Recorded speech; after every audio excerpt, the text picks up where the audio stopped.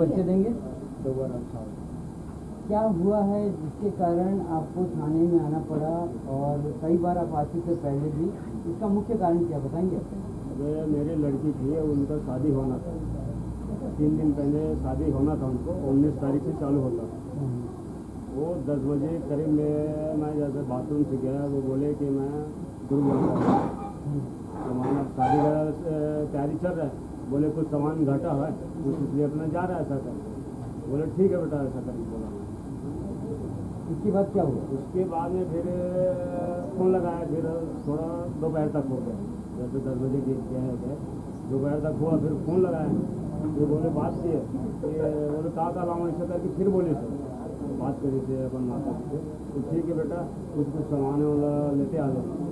उसके बाद में छोटा भाई से फिर बात हुआ, तो मैं गाड़ी से आ रहा हूँ, ऑटो से आ रहा हूँ, आधा बीच में हूँ वहीं से।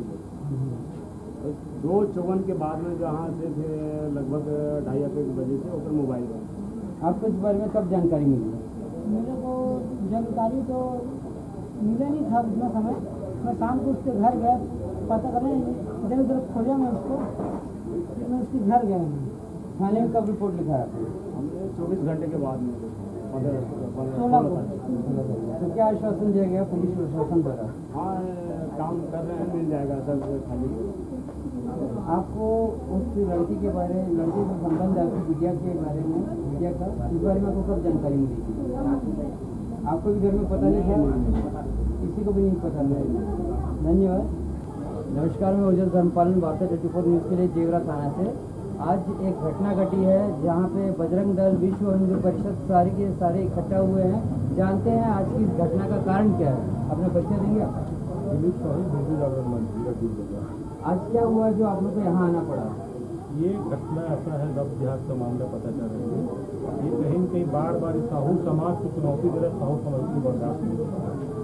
इससे पहले भी ऐसी घटनाएं घटी है, प्रशासन ने कई केसों में कुछ किया है, कुछ नहीं किया है, इस बारे में क्या कहेंगे? कुछ नहीं किया है प्रशासन, बहुत सारा केस हमारे जेब में है, मोबाइल में है, और उसका बर्दाश्त नहीं करेगा। आप अपना परिचय देंगे? सौरभ देवांगन, विश्व हिंदू परिषद बजरंग दल, दुर्ग जिला संयोजक।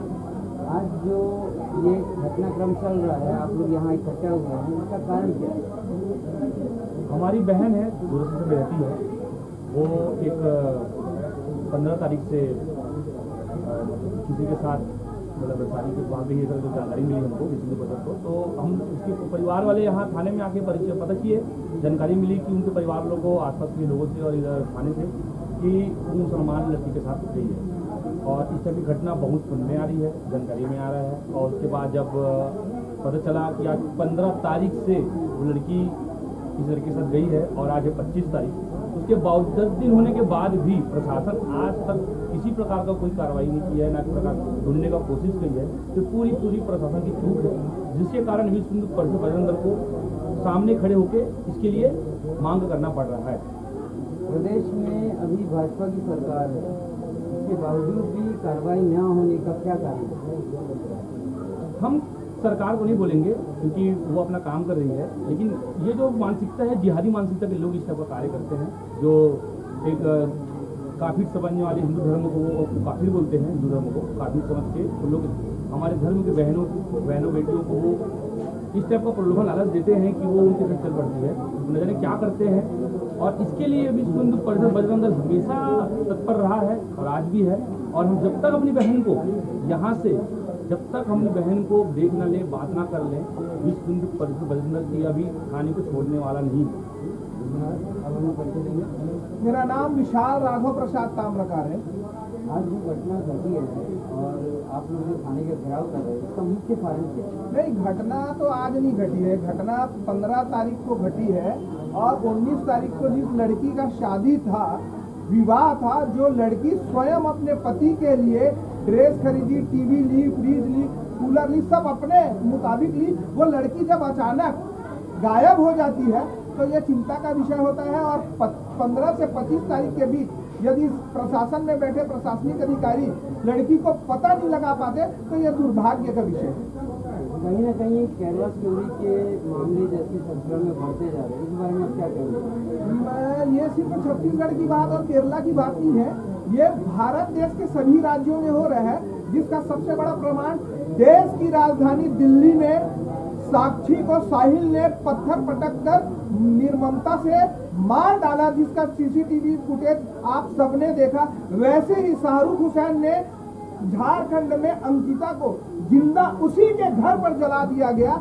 ये कितने दुख की बात है। फिर जो श्रद्धा का जो कांड हुआ, 36 टुकड़े कर दिए गए, एक मासूम लड़की को काट दिया जा रहा है।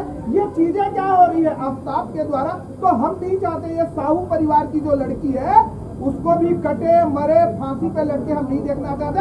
हमारा उद्देश्य किसी धर्म मजहब के खिलाफ में नहीं है, लेकिन यदि कोई मुसलमान होकर गलत गतिविधि करेगा तो क्या मुस्लिम है तो हम विरोध करके नहीं करेंगे। यदि कोई अच्छा है तो हम किसी के बारे में कुछ नहीं बोल रहे, लेकिन क्या बिलासपुर में लॉ जिहाद के लिए हिंदू लड़कियों को गोला कर करके एक फंड के द्वारा निश्चित तौर तरीके सिस्टम से हिंदू लड़कियों को बहला फुसला के टारगेट करके लॉ जिहाद में फंसाया जा रहा है। तो मुझे लगता है कि मैं अपनी बेटी को, अपनी बहन को सुरक्षित करने के लिए पहले भी बाध्य था, अभी भी हूँ। बजरंग दल के साथ सभी संगठन पूरी ताकत से हम कार्य कर रहे हैं और निरंतर हम करते रहेंगे। क्या आपको नहीं लगता कि हमारे समाज का भी दायित्व है कि हमारे बच्चियों को, बेटियों को समझाया जाए, सिखाया जाए कि क्या सही है और क्या गलत है? क्या हमारी शिक्षा में कोई कमी है जो ऐसी घटनाएं घट रही, इस बारे में क्या कहेंगे? जब इतिहास को देख लीजिए, जो जो अपने संस्कृति सभ्यता से दूर होता गया है वो पतन की ओर जाता गया है। और आज वर्तमान परिस्थिति में सत्ता और राजनेता जब वोट बैंक की बारी आती है तो साहू हूँ और पूरे परिवार को जोड़ने की बात आती है। कई बार तो हम जब वासुदेव चंद्राकर जी के समय सुने हैं साहू कुर्मी भाई भाई, तो क्या साहू कुर्मी वोट बैंक के लिए बस भाई भाई रहेगी? जब बेटियों को बचाना है तो मुझे लगता है पूरी ताकत से समाज को जागरूक करने के लिए ये अभियान जब चलाएंगे कि लॉ जिहाद पूरे भारत देश के साथ छत्तीसगढ़ में पसार रहा है और बेटियों को बचाना है, तो आपको जैसे वोट के लिए आप नाम एंट्री करते हैं ना, वैसी हमारी कितनी बेटियां हैं और कहां कहां हैं उसको भी एंट्री करो और उसकी रक्षा सुरक्षा की जिम्मेदारी लेना पड़ेगा। ये काम कौन करेगा? ये काम मैं फिर से बोल रहा हूँ, समाज में जब बैठकें लेते हैं ना तो समाज के जो पदाधिकारी हैं उनको लेना चाहिए। अब जब आप देखेंगे समाज में जो पदाधिकारी हैं, मैं अध्यक्ष हूँ तो वो अहम जो आता है ना वही उल्टा होनी चाहिए। मैं अध्यक्ष हूँ, मुझे सेवा करना है। कौन कौन किस घर में आर्थिक रूप से कमजोर है, किस घर में बेटियां हैं, योजनाओं का लाभ, ये सारी चीजें सिर्फ समाज कर सकती है, समाज के अलावा दूसरे लोग नहीं कर सकते। और जो हमारा समाज बटा हुआ है, ब्राह्मण से वैश्य शूद्र, इस बारे में क्या कहेंगे? नहीं देखिए, ये तो अब क्या हो गया, एक वक्त था जब ये चीजें समझ आती थी। अभी मैंने जब देखा, जब धर्मांतरण का मुद्दा आया और चारों पीठ से, चाहे वो बमलेश्वरी हो, चंद्रहासिनी हो, अलग अलग दंतेश्वरी हो, और जब पंडितों ने, महाराजों ने अपने नित्य प्रतिदिन के कार्य को छोड़कर छत्तीसगढ़ के अलग अलग जिलों में, गांव में अपनी भूमिका बांधी, तो मुझे लगता है कि ब्राह्मण और दलित ये चीजें खत्म हो रही है और पूर्ण रूप से खत्म हो जाएंगी। ये तो जागरूकता के कारण ये चीजें खत्म हो रही है। तो ये समाज में ऐसे ही हम ये जो बट रहे ना वो पूर्ण रूप से समाप्त हो रहा है। आगे आपकी क्या कार्रवाई रहेगी? मुझे ऐसा लगता है कि यदि लड़कियां, बेटियां, यदि आज हम एकजुटता के साथ जाति धर्म को छोड़कर, जाति और अपने आपस में ये सारी मनमुटाव को छोड़कर एक होकर काम नहीं करेंगे ना, तो याद रखिएगा इतिहास पहले भी केरल से लोग पलायन हो रहे हैं, पश्चिम बंगाल से लोग पलायन हुए, कश्मीर से लोग पलायन हो रहे हैं। मुझे ऐसा लगता है द केरला स्टोरी बनी, द कश्मीर फाइल बनी, कहीं ऐसा ना हो द भारत स्टोरी लिखा जाए। अब ये नहीं जान सकते कि हम भारत में रहेंगे या तंबू में रहेंगे या शरणार्थी, क्योंकि जो शरणार्थी थे वो भूस्वामी हो गए और जो भूस्वामी थे आज शरणार्थी की जिंदगी जी रहे हैं। ईरान इसका बहुत अच्छा एग्जाम्पल है जी धन्यवाद। आप अपने परिचय देंगे? आदित्य नारायण सिंह, जिला सुरक्षा प्रमुख, विश्व हिंदू परिषद सदस्य। आज जो आप लोग थाना के घेराव कर रहे हैं उसका मेन मुद्दा क्या है? मेन मुद्दा यह है कि जिस चीज को घटना बताया जा रहा है वह एक सोची समझी साजिश है, और साजिश सिर्फ छत्तीसगढ़, सिर्फ दुर्ग और सिर्फ किसी एक क्षेत्र में सीमित नहीं है। यह साजिश पूरे देश भर, और मैं तो यह कहूँगा पूरे विश्व भर में चलाई जा रही है विधर्मियों एवं जिहादियों के द्वारा, जिसमें कि अलग अलग जाति, अलग अलग धर्म की लड़कियों का एक रेट लिस्ट तैयार किया जाता है, जिसमें कि जिहादियों को यह प्रेरित किया जाता है कि वो लड़कियों को बहला फुसला कर अपने धर्म में शामिल करें या लव जिहाद की तरह से फंसा के उनका शोषण करें ताकि उन्हें पैसे का लालच प्राप्त हो। तो थाने आने का, जेवरा थाने आने का मुख्य उद्देश्य यह था कि विगत 15 दिन से बार बार आग्रह और निवेदन करने के बावजूद जब प्रशासन के द्वारा इस मामले में कोई कार्रवाई नहीं की गई, तब विश्व हिंदू परिषद बजरंग दल ने इस मामले को अपने संज्ञान में लिया तथा पुनः निवेदन किया टीआई साहब से कि इस मामले को अपने तरीके से हैंडल करें। पर उसके बाद भी टीआई साहब इसमें सक्षम नहीं दिखे, तो हमने दबाव बनाया कि थाने का चक्का जाम किया जाएगा। तो उन्होंने फिर प्रेशर में आकर जो विधर्मी है, जो जिहादी है, उसके परिजनों को बुलाकर पूछताछ की, और जबकि गांव वाले और अन्य परिजनों के द्वारा यह बार बार बताया जा रहा है कि लड़की एवं लड़के को फरीदनगर इलाके में देखा गया है, उसके बाद भी क्या प्रशासन इतना नाकाम है कि उन पर कोई कार्रवाई नहीं कर सकता? तो बस इसी को दबाव डालने के लिए विश्व हिंदू परिषद आज यहाँ है। प्रदेश के मुखिया साहिब ने क्या संदेश देना चाहेंगे या क्या बात हमारे चैनल के थ्रू बोलना चाहेंगे? देखिए, प्रदेश के मुखिया सिर्फ यह कहना चाहेंगे कि हिंदू समाज को एक वोट बैंक की तरह इस्तेमाल ना करें, उसे साहू समाज, क्षत्रिय समाज, अन्य समाज में बांट कर एक वोट बैंक की तरह इस्तेमाल ना करें, हिंदुत्व को लेकर चला जाए। और जैसे कि यह पूर्ण तरीके से हिंदुस्तान है, तो हिंदुत्व की छवि को लेकर वो जैसे निरंतर आगे बढ़े हैं, आगे भी उन चीजों पर ध्यान रखा जाए। क्या क्या और मांगे हैं आपको प्रदेश में बदलाव होनी चाहिए? मांगे सिर्फ यही है हमारी कि जो इन विधर्मियों के द्वारा कुकर्म किए जा रहे हैं उन पे पूर्णतः लगाम लगाया जाए, और जो हिंदू धर्म को नीचा दिखाने की हरकतें की जा रही है, जैसे कि विधर्मियों के द्वारा संगठन एवं अन्य प्रशासनिक स्तर पर आकर हिंदू मंदिरों में प्रवेश करके पूजा पाठ करने की कोशिश की जा रही है, इन चीजों पे लगाम लगाया जाए। यूपी में योगी बाबा का जो मॉड्यूल है, क्या आप चाहते छत्तीसगढ़ में दिया है? जी बिल्कुल चाहते हैं कि यूपी में जो योगी बाबा का जेसीबी मॉड्यूल है वो छत्तीसगढ़ में भी लागू किया जाए। धन्यवाद।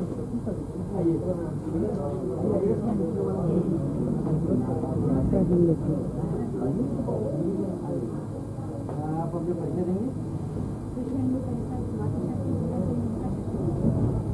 आज आप लोग यहाँ इकट्ठा होने का मुख्य कारण और उद्देश्य क्या है?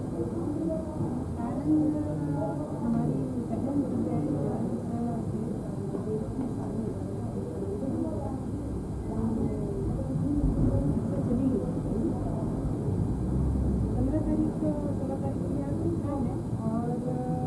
जब तक 25 तारीख हो गया कोई इस पर संज्ञान नहीं लिया गया पुलिस प्रशासन। जब हमको सूचना मिली तो हिंदुस्ती का रिपोर्ट दिखाया गया, सूचना मिला था, और उसके बाद से था कि मतलब पुलिस प्रशासन जो है तो खोजबीन करेगी।